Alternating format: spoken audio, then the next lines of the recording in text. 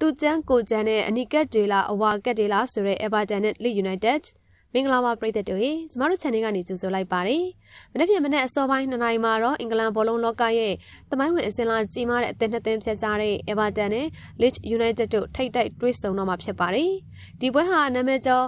Goodison Park ကွန်ကြီးထဲမှာဆိုရင်တော့ကဲရမှာဖြစ်ပြီးဒီနှစ်သင်းစလုံးအတွက်တော့ရှုံးနိုင်လို့မရတဲ့ဂုဏ်သိက္ခာပိုင်းဆိုင်ရာအပြိုင်မှုတစ်ခုလည်းဖြစ်နေပါတယ်။အင်ရှင်Evertonကတော့သူတို့ရဲ့အင်ကွန်ပရိသတ်အင်အားနဲ့အတူမမထန်တဲ့ကစားလာဖို့ရှိပါတယ်။ Evertonရဲ့ကစားဟန်ကခန်းစစ်ကိုအသာပေးပြီးအားကောင်းတဲ့တိုက်စစ်စင်မှုတွေကိုပြုလုပ်လို့ရှိပါတယ်။တစ်ဖက်က Leeds United ကတော့အားလုံးသိကြတဲ့အတိုင်းအသက်ရှူရမတက်ဖိအားပေးကစားတဲ့ပုံစံကြောင့်ဘယ်ပြိုင်ဘက်မဆိုဒုက္ခရောက်တတ်ပါတယ်။Leedsရဲ့လူငယ်သွေးသစ်တွေနဲ့ Everton ရဲ့အဝိုင်းကစားသမားတွေကြားကအပြိုင်မှုကတကယ့်ကိုကြည်ကောင်းပါပါရှင်။နှစ်သင်းစလုံးကဘောလုံးလူရမှာကျန်းတဲ့နာကြောင့်အဝါကတ်တွေအနီကတ်တွေတောင်မရနိုင်တဲ့အထိအရှိန်ပြင်းနိုင်ပါတယ်။ Everton အနေနဲ့ Leeds ရဲ့အမြန်နှုန်းကိုဘယ်လိုထိန်းချုပ်မလဲ။ Leeds ကရော Everton ရဲ့အင်ကွန်းဖီအားကိုဘယ်လိုကြော်ဖြတ်သွားမလဲဆိုတာကတော့တကယ့်ကိုစိတ်ဝင်စားဖို့ကောင်းတဲ့အကောင်းဆုံးအချက်ပါပဲ။အမြင်အပြောမယ်ဆိုရင်တော့ဒီပွဲဟာအကျိတ်နဲ့ရှိပြီးတော့ဂိုးအနှိမ့်ငယ်ပဲထွက်ပေါ်လာမဲ့ပွဲမျိုးဖြစ်နိုင်ပါတယ်။အင်ကွန်းအားသာချက်ရှိတဲ့ Everton ဟာတကူမရှိဒါမှမဟုတ်တကူစီတရရလက်ဖြစ်သွားနိုင်ပါတယ်။မနေ့2နာရီအထိအေးပြက်ခံပြီးတော့အပိမဲ့သူတွေရှိပါလား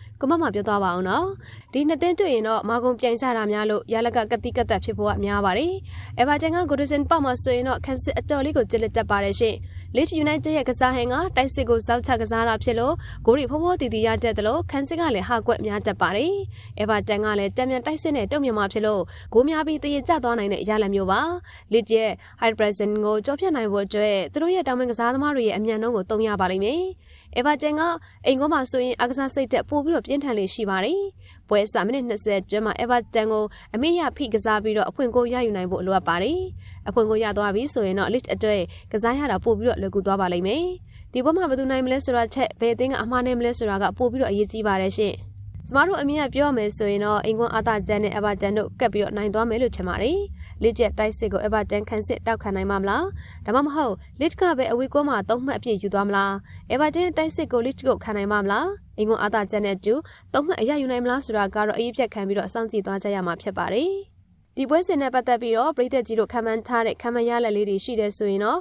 ကွန်မန့်မှာရေးသွားပေးခဲ့ပါဦး။ခံမှန်းကိုရလက်တွေနဲ့အတူပွဲစဉ်တွေကိုအချိန်နဲ့တပြေးညီတင်ဆက်ပေးနေတဲ့ကျမတို့ရဲ့ channel လေးကိုလည်း like and subscribe လေးလုပ်ထားကြဖို့မမေ့ပါနဲ့အောင်နော်။အားလုံးကိုကျေးဇူးတင်ပါတယ်ရှင်။